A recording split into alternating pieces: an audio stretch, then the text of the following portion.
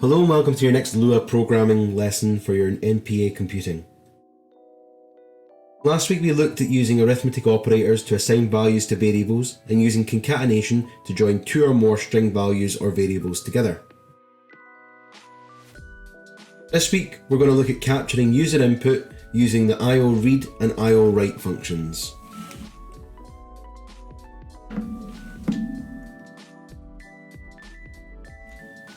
User input is used to get users of our programs to type in values to store as variables.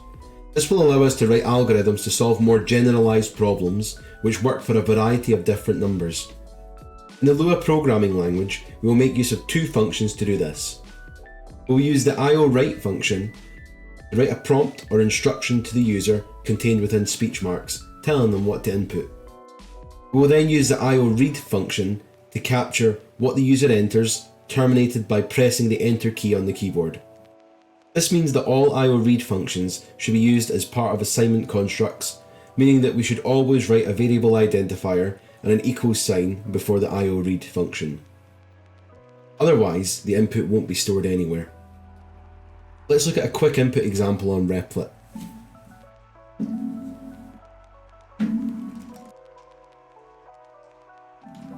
Now that I'm here in my Lua programming environment on Replit, I'm going to initialize a variable called favourite subject and set it to a blank string.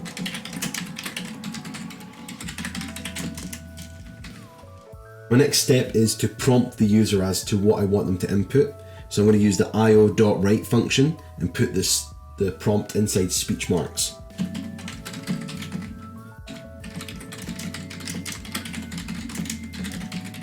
I'm going to put a colon and a space at the end of it just to keep everything tidy so we can separate the prompt from the user input. Next, I'm going to create an assignment construct with a variable favourite subject, and I'm going to set its value to the IO.read function, which will take in our user's input as soon as they press enter on the keyboard. Finally, I'm going to print out a string that says your favourite subject is, and then I'm going to concatenate that using the ... operator with the value of favourite subject. When I click run, we should hopefully see the prompt show up, and then it'll allow me to type, and then it'll print out our message. So please enter your favourite subject, and then I write art, and hopefully we should see a message that says your favourite subject is art. And there we go. The only difference between the print function and the IO_write function is that there's no automatic line break at the end of an IO_write function like in a print function. You could use the print function if you wanted, but it might make it confusing as to where or when it's expecting user input.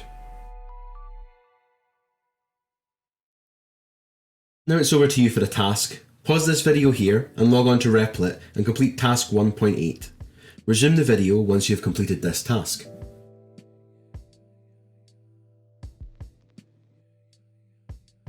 By default, the input functions store user input as string variables. In our previous program, Lua automatically converted our variables to numbers. This is not true of all programming languages, and it's best practice to type your inputs to numbers when you need to use them. You can check the type of a variable using the type function like in line 5 in the example below. In Lua, we can modify our IO_read function by adding inside speech marks a star and an N to the brackets. This forces Lua to type in our input as a number, as you can see on line 3. On line 3 of the output in this example, the variable age is of type number. If we hadn't forced it on line 3 in the program to be a number, it would definitely still be a string. Now it's over to you for the task. Using the IO_read *n function, please complete the area of a rectangle task on Replit, which is task 1.9. There's a flowchart for this program on Replit. Make sure to follow the arrows to read each step in order. Resume this video once you've completed this task and handed it in. Your next task is to use the IO_read *n function to store real number variables and complete a calculation. Please do the tip calculator task on Replit, which is task 1.10. There is a flowchart for this program on Replit as well. Make sure you follow the arrows to reach each step in order. Resume this video once you have completed this for the summary and next steps.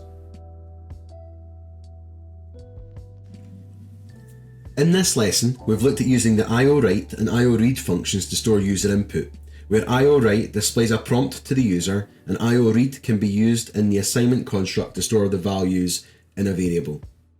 We looked at how this defaults to a string input and how we use IO_read*n function to store number variables. Next week, we're going to look at conditional statements. See you next week.